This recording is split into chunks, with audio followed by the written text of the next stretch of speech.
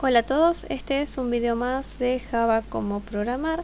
En esta ocasión vamos a analizar los ejemplos del capítulo 8 del libro Java cómo programar. Para este ejemplo vamos a estar trabajando con las figuras 8.1 y 8.2, en donde vamos a estar trabajando con tiempo y con un nuevo concepto que son los try, catch and throw. Dentro de la clase time1 tenemos tres variables que son privadas y son de tipo entero. Luego vamos a tener un método que va a recibir como parámetro hora, minuto y segundo.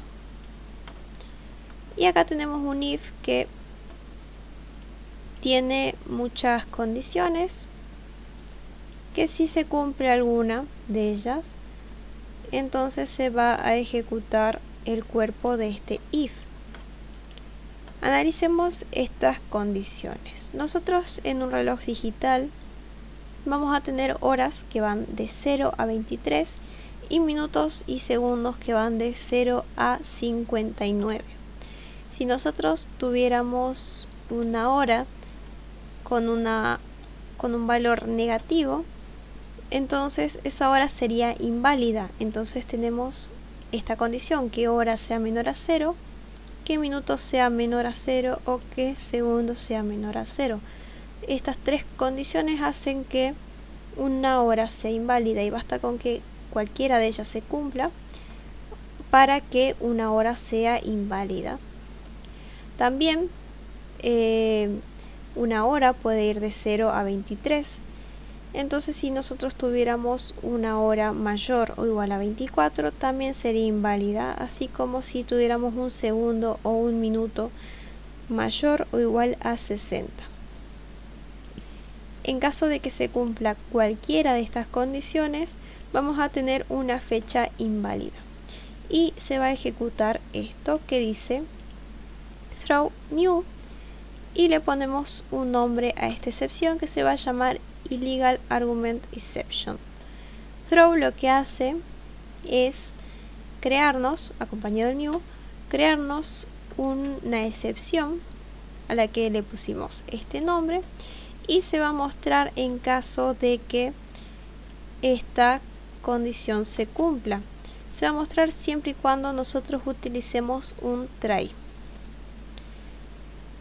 Esta excepción, además del nombre, viene acompañada con un mensaje que dice hora, minuto y o segundo estaba fuera de rango. En caso de que esta condición no se cumpla, no se crea la excepción y se le asignan los valores de las variables de parámetro a las variables de instancia. Entonces se le asigna el valor a hora, a minuto y a segundo. Luego tenemos el método toUniversalString, que lo que va a hacer es retornar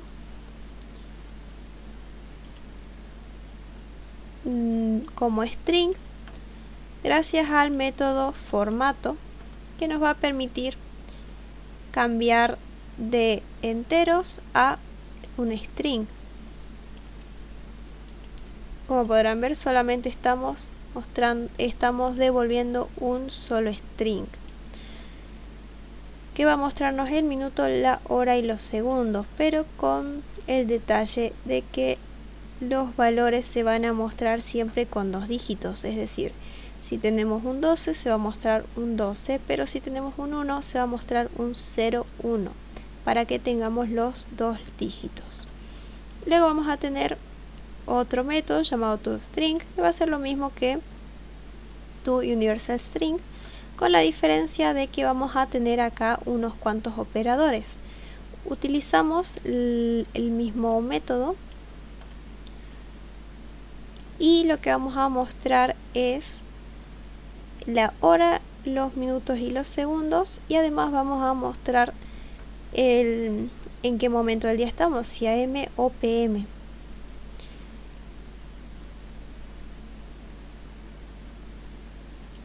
Y acá en este operador tenemos que hora sea igual a 0 o que hora sea igual a 12. En ambos casos, si alguno de estos se cumple, nos va a mostrar un 12 como hora. Y en caso de que no se cumpla, lo que va a hacer es mostrarnos el resto entre hora y 12. Luego nos va a mostrar los minutos y los segundos. Y luego nos va a mostrar AM o PM en base a si hora es menor a 12. En caso de que esto se cumpla, nos muestra AM, y en caso de que esto no se cumpla, nos muestra PM. Ahora pasemos al main. Dentro del main vamos a crear el objeto time. Luego vamos a llamar al método displayTime, que es un método que tenemos acá también dentro del main. Este método lo que va a hacer es mostrarnos por pantalla el mensaje universal time acompañado por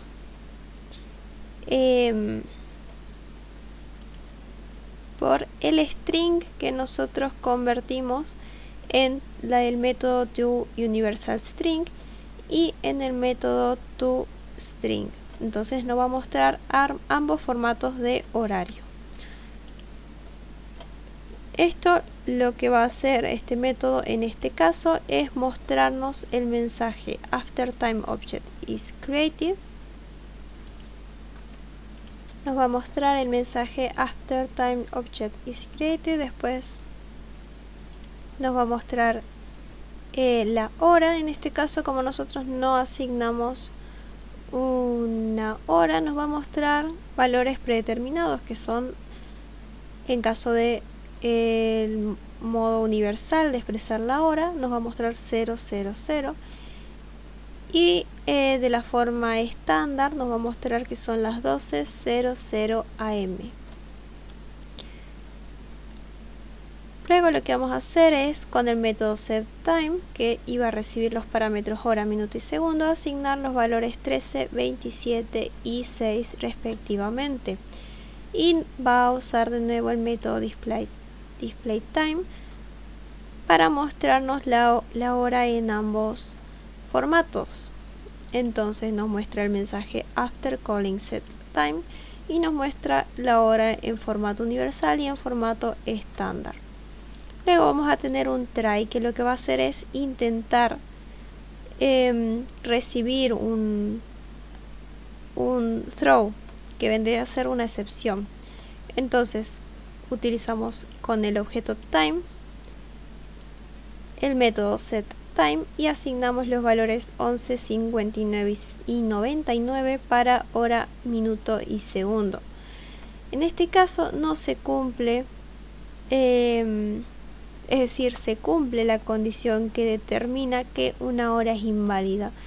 Por lo que, si nosotros nos vamos a el método setTime, vamos a tener esta excepción que nosotros creamos, que es illegal argument exception. Como esta excepción se cumple, entonces salta directamente al catch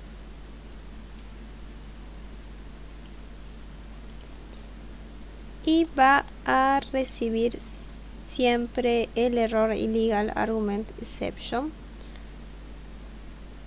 Por lo que si nosotros mostramos por pantalla exception y luego con el método getMessage de que sería la excepción, entonces nos va a mostrar el mensaje que nosotros le asignamos a esta excepción, que era hora, minuto y o segundo estaba fuera de rango.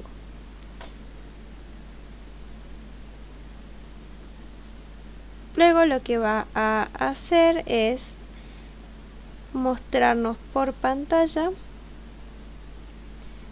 la hora que nosotros asignamos, esta que es inválida, en ambos formatos de tiempo, bajo el mensaje after calling setTime with invalid values, y nos muestra universal time, que es 27,366, que esa hora no existe. Y luego tenemos en el formato de tiempo estándar, que son las 1:27:06 p.m., que en este caso esta hora sí existe, pero como nosotros sabemos, esta hora surge de una hora que era inválida, por lo que no tiene sentido que nosotras, por ejemplo, la tengamos en cuenta en un programa que requiera horas que siempre sean válidas. Aquí simplemente la mostramos para ver cómo se vería esta hora que es inválida en ambos formatos de tiempo. Eso es todo por este ejemplo. Podemos pasar al siguiente. Luego tenemos el ejemplo que también va a trabajar con tiempo. Este involucra las figuras nuevamente 8.1 y en este caso la figura 8.3. En este caso Time 1 va a tener algunas modificaciones con respecto a la clase que teníamos anteriormente. Nuevamente se crean las variables hora, minuto y segundo. Tenemos nuestro método setTime que hace exactamente lo mismo que antes, solamente que ahora le cambiamos el nombre a los parámetros, son h, m y s, pero nos seguimos refiriendo a hora, minuto y segundo. Luego en el if vamos a tener que hora no puede ser mayor o igual a 0 y hora no puede ser menor a 24.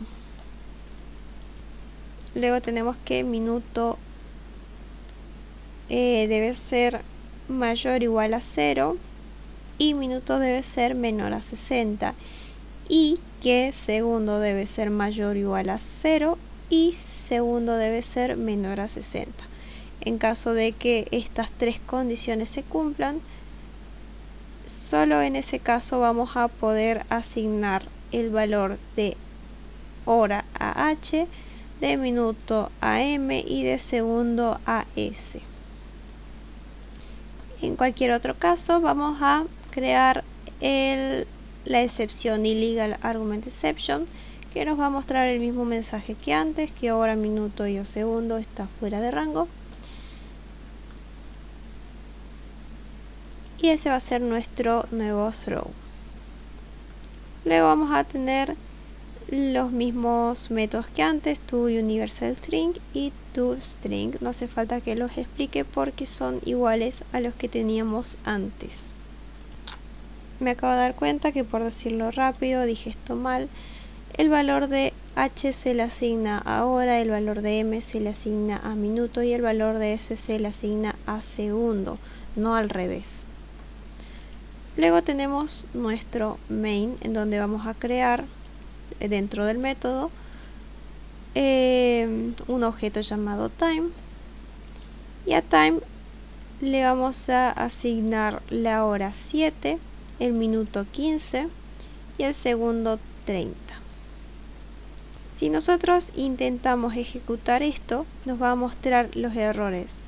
Error, hora tiene acceso privado en time 1, y lo mismo para minuto y segundo.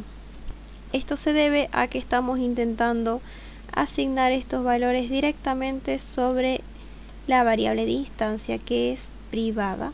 Para nosotros poder asignar estos valores, lo que tenemos que hacer es asignarlos a través del método setTime, que nos sirve justamente para asignarle valores a las variables de instancia. Es por esto que este código estaría mal y se arreglaría simplemente utilizando un setTime como utilizamos en el ejemplo anterior.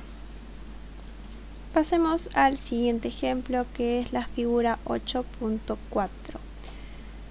Aquí vamos a seguir trabajando con lo que son las variables de instancia. Vamos a trabajar con los miembros de un objeto, cómo referirnos a ellos de manera explícita e implícita. Para ello vamos a crear nuestro método main, en donde vamos a crear un objeto. Lo vamos a crear a través del método simpleTime, que lo tenemos en esta clase, en donde, al igual que en ejemplos anteriores, vamos a crear variables hora, minuto y segundo, que son privadas y de tipo entero. Y ahora sí tenemos el método SimpleTime, que es el que usamos para crear un objeto que va a recibir los parámetros hora, minuto y segundo. A estos parámetros se los va a asignar a la variable de instancia. Entonces a la variable de instancia hora le va a asignar el valor de hora, y a la variable de instancia minuto y segundo les va a asignar los valores de minuto y segundo respectivamente.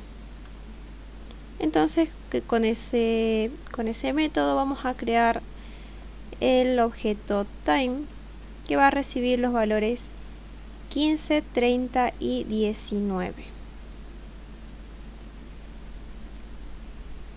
Luego vamos a mostrar por pantalla del objeto time con el método buildString, que lo tenemos más abajo. El método buildString lo que va a hacer es devolvernos en formato string, y para mostrarnos el string lo que va a hacer es llamar al método toUniversalString. De esta manera lo llama explícitamente y luego lo va a llamar de una manera implícita. Lo podemos llamar de ambas formas, ya que este método se encuentra dentro de la misma clase. Entonces, como no existe otro método llamado toUniversalString, va a llamar al mismo método. Y de esa forma nos va a llevar al método toUniversalString, que nos va a devolver en formato de string los valores de hora, minuto y segundo en formato de string, pero acá tengamos en cuenta que los está llamando directamente de la clase. Si nosotros intentamos llamarlos sin el this, también nos los va a mostrar, porque solamente existen estos valores, estas variables dentro de la clase. Pero si nosotros aquí tuviéramos variables de método llamadas hora, minuto y segundo, sí deberíamos especificar a qué variable nos estamos refiriendo, porque si nosotros acá tuviéramos una variable llamada hora, si no ponemos el this, nos va a estar llamando a la variable hora que nosotros hayamos creado dentro del método. Pero si lo llamamos con el this, se va a referir siempre a las variables de la clase, es decir, estas. Entonces nos va a mostrar por pantalla de estas dos formas, de manera explícita e implícita, y como podemos ver llegamos al mismo resultado, ya que solamente tenemos un método llamado toUniversalString, por lo que puede llamar de ambas formas al mismo método. Lo mismo con estas variables. Al nosotros tener solamente una variable que se llama hora y una variable que se llama minuto y una variable que se llama segundo en la clase y en este método, porque en el método no tenemos ninguna variable que se llame hora, minuto o segundo, entonces nos va a mostrar siempre las variables de la clase. También teníamos estas variables hora, minuto y segundo dentro del método SimpleTime, pero como las estaríamos llamando desde otro método, nunca nos va a mostrar las variables del método SimpleTime. Siempre nos va a mostrar variables que se encuentren o dentro de ese mismo método o dentro de la clase. Pasemos al siguiente ejemplo. Para este ejemplo vamos a tener las figuras 8.8, 8.7 y 8.9, en donde vamos a tener una clase para fecha, una clase para empleado y la clase que va a ser nuestro main. Dentro de la clase empleado vamos a crear las variables primer nombre, apellido, fecha de nacimiento y fecha en la que se empleó al empleado, fecha de empleo. Vamos a tener nuestro constructor que se va a llamar empleado y va a recibir los parámetros primer nombre, apellido y fecha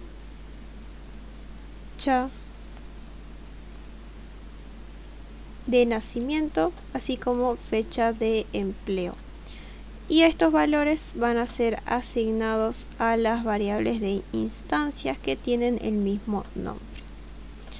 Luego vamos a tener el método toString, que lo que va a hacer es convertir empleado a un formato de string.